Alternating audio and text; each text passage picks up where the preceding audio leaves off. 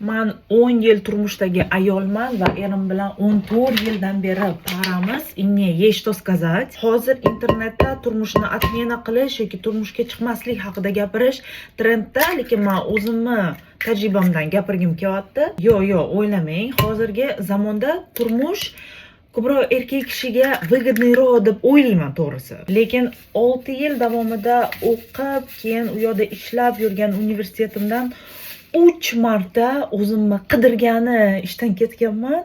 Har safar erim menga ham materialniy, ham moralniy podдержка bo'lganlar.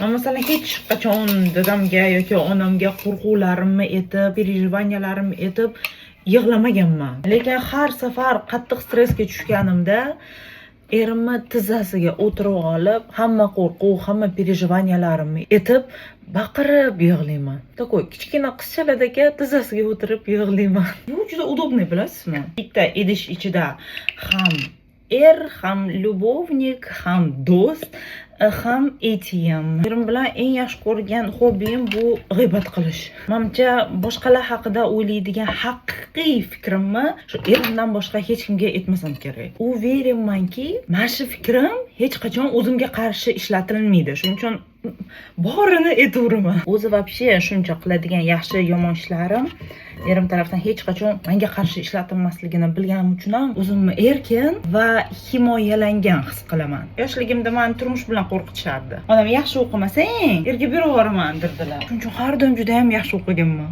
A po faktu esa soulmate'ingiz bilan yashirkansiz, birgalikda serial ko'rarkansiz, birgalikda sayohat qilasizlar, birgalikda o'sasizlar, birgalikda g'iybat qilasizlar, birgalikda xohlagan ovqatinglarni yeysizlar. Pirog mazali chiqdi-da, lekin shishmabdi-da. Erimga bergandim, lekin maqtadilar.